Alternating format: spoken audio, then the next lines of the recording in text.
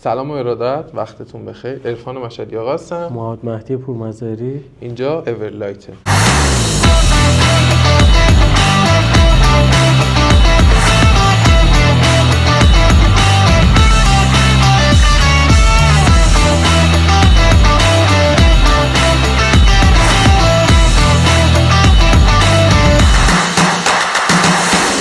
سوال خیلی رایجی که از ما میپرسن، یعنی فوق العاده پرتکرار این سوال، میگن آقا توی فضای خونه‌مون از چه رنگ نوری استفاده کنیم؟ کدوم بهش میاد یا صرفا کدوم رنگ نور خوبه؟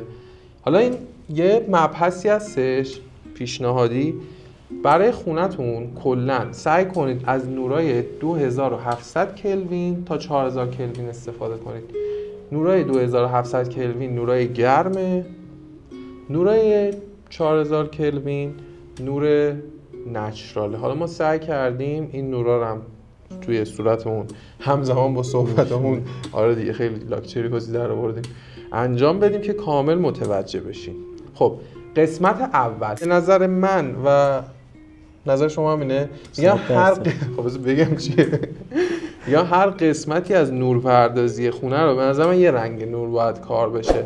بچه واسه پیشنهاد خوبم داریم واسهتون، اصلا یه چیزی قراره واسهتون معرفی کنیم که بتونید اصلا کنترلش کنید، هر وقت دوست داشتین رنگ نورتون رو عوض کنید. خب پذیرایی آقا مهدی چجوریه؟ معمولا بین 2700 تا 3000 کلوین. برای پذیرایی ترجیحاً میگن نورای گرم استفاده کنید. چرا؟ برای ایجاد صمیمیت، برای حس آرامش. نورا فوق‌العاده نورای خوب و ملایمی هستند که ایجاد ملایمت توی فضا و لایه‌های نورپردازیتون میکنه و شما میتونید برای استفاده و برای استراحت کردنتون از این نور استفاده کنید. آره فقط جوری نباشه که تو چشم بزنه. توی نور مخفیاتون سعی کنید کار کنید تا جایی که ممکنه. چراغ خوابتون اگه توی اتاقتون باشه، قرنیزای نوریتون شما میخواید قرنیز نوری کار کنید، سعی کنید از این نور استفاده کنید که ایجاد آرامش کنه. 2700 تا 3000 کلوین. کلا از 2000 تا 3000 کلوین میشه نورای آفتابی گرم و آفتابی. اینم نشون بده، اینم نمودارش رو براتون این زیر میذاریم که خواستید انتخاب کنید یا بگید. خب بعدیش بریم سراغ اتاق خواب. خب که بین 3000 تا 4000 پیشنهادیه. میگه برای اتاق خواب شما همزمان نور نچرال میتونی استفاده کنی، هم نور آفتابی یا همون نور گرم. شما اگه دوست داشته باشی میتونی از نور آفتابی استفاده کنی، اگر هم دوست نداشته باشی نور نچرال. دو تا رنگو میتونی تو اتاق خوابت بذاری. از نور سفید استفاده نکن. یه دلیل داره، الان بهتون میگم نور سفید اصلا استفاده نکن. یه دلیل داره، خوابتو مختل میکنه، تولید هورمون ملاتونین رو مختل میکنه و از خواب جلوگیری میکنه، نمیذاره بخوابی. یعنی مثلا فرض کن نور سفید رو روشن بذاری، کامل میبینی که بیخوابی. میگی آقا من چرا بیخواب شدم، چیکار نکردم. اینم تاثیرگذاره. نور سفید افزایش تمرکز میاره برای خواب مناسب نی.